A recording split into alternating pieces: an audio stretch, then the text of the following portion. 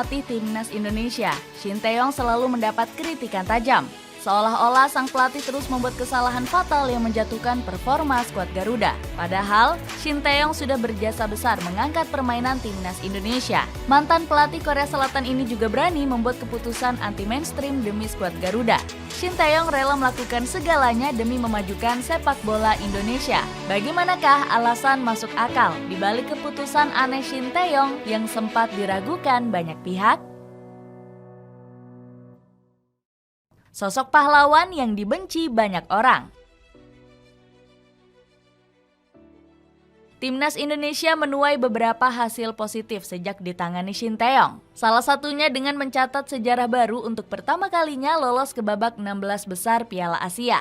Pasukan Merah Putih sudah ditunggu oleh Australia yang berstatus sebagai juara grup B. Namun, keberhasilan Shin Tae-yong ini tidak mendapatkan apresiasi dari beberapa kalangan. Banyak yang menganggap lolos ke babak 16 besar belum bisa dijadikan acuan sudah berhasil di Piala Asia. Tommy Welly justru menganggap Indonesia lolos karena dinaungi oleh keberuntungan. Secara kinerja ini tidak sesuai dengan janji Shin Tae-yong. Katanya dia mau draw lawan Irak dan menang lawan Vietnam. Keberhasilan ini merupakan andil besar dari Kirgistan yang imbang lawan Oman, kata Bung Toel. Selain itu, sindiran lain juga datang dari pengamat sepak bola Indonesia Yusuf Kurniawan. Dirinya menyindir Shin Tae-yong untuk memanggil semua pemain keturunan untuk meraih prestasi instan. Kalau mau lebih berprestasi, sekalian aja panggil semua pemain yang bermain di luar. Di level senior kan yang dicari prestasi. Kalau pemain lokal nggak mampu bersaing, sekalian aja skuadnya diisi pemain naturalisasi, ucap Bung Yuke. Perjuangan keras Shin Tae-yong dalam membangun pondasi timnas Indonesia juga sempat terhambat. Pelatih berumur 53 tahun ini sempat kesulitan memanggil pemain dari klub-klub Liga 1. Banyak klub lokal melayangkan protes karena para pemain kuncinya dipanggil ke tim nasional. Banyak pemain dari PSM Makassar, Persib Bandung, dan Persija Jakarta yang dipanggil Shin Tae-yong. Kebijakan ini sempat dikritik tajam oleh Bernardo Tavares selaku pelatih PSM Makassar. Tentu saja saya bangga pemain PSM Makassar berada di tim nasional. Tapi mereka seperti tertinggal setelah balik dari timnas. Dari segi agresivitas, mereka berkurang karena jarang dimainkan, ucap Bernardo. Shin Tae-yong juga sempat bersitegang dengan Thomas Doll. Pelatih asal Jerman ini marah besar saat Shin Tae-yong batal hadir dalam diskusi virtual antara timnas Indonesia dan Persija Jakarta. Saya menyebutnya sebagai badut karena lebih memilih membintangi iklan di Indonesia. Saya tidak bisa menerima alasan itu. Saya di sini hadir lengkap dengan para staf. Sementara mereka cuma diwakilkan oleh asisten, ujar Doll. Hujatan tajam pada sosok Shin Tae-yong juga disampaikan oleh Nabil Hussein. Presiden Borneo FC ini kecewa lantaran pemain skuad Pesut Etam diabaikan oleh skuad Garuda. Nabil Hussein marah besar ketika Stefano Lillipali dan Nadeo Argawinata tidak dipanggil Shin Tae-yong. Pria asal Samarinda ini menyindir para pendukung sang pelatih di akun Instagramnya. Selalu punya keputusan mengejutkan. Shin Tae-yong beberapa kali membuat racikan taktik anti-mainstream yang mengejutkan. Salah satunya dengan memasang Elkan Bagot sebagai striker tengah saat melawan Jepang. Bagot punya postur tinggi yang bisa mengekspos kelemahan Jepang saat berduel bola atas.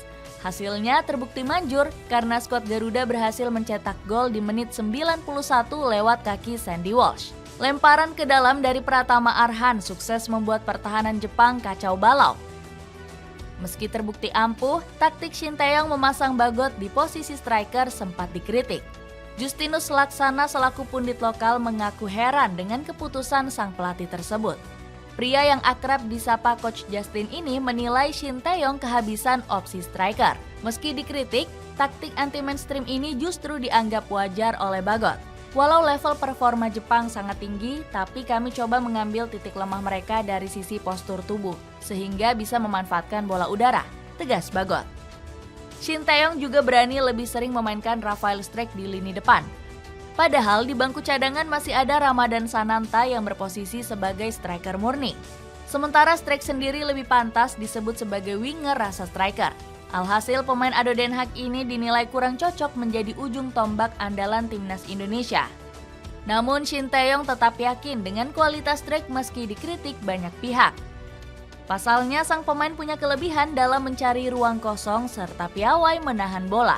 Inilah yang membuat Shin Tae-yong lebih suka memasang Streak sebagai striker dibanding Sananta. Pilihan taktik pelatih kelahiran Yeongdeok ini juga sudah dipuji oleh Ruli Nere.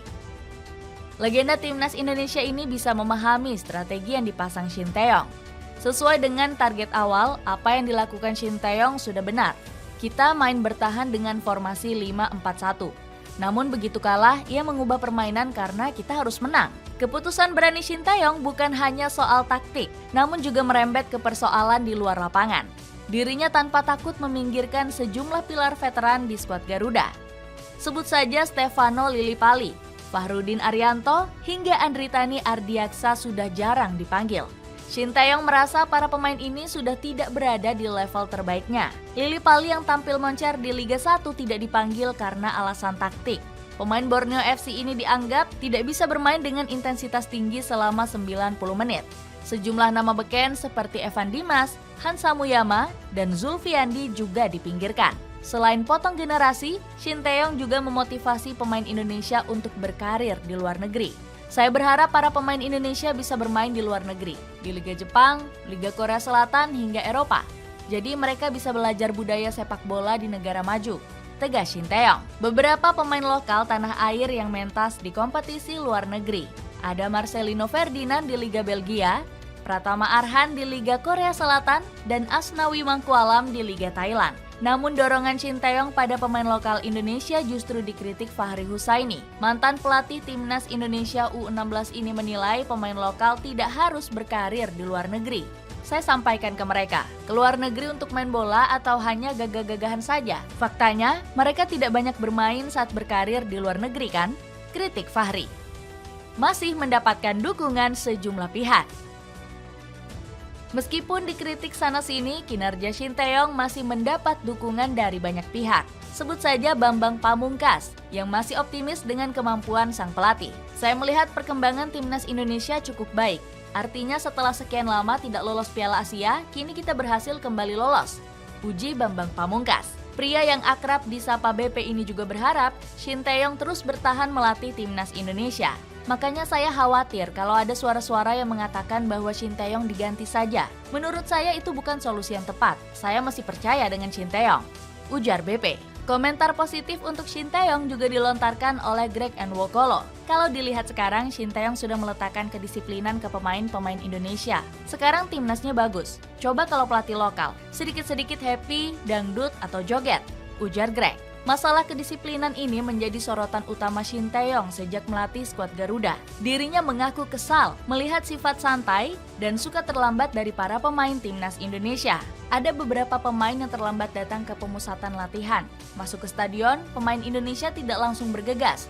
Kalau di Korea Selatan pasti disuruh cepat-cepat, ujar Shin Tae-yong. Dengan berbagai keputusan tepat sasaran, akankah Shin Tae-yong bisa terus memperbaiki kelemahan timnas Indonesia?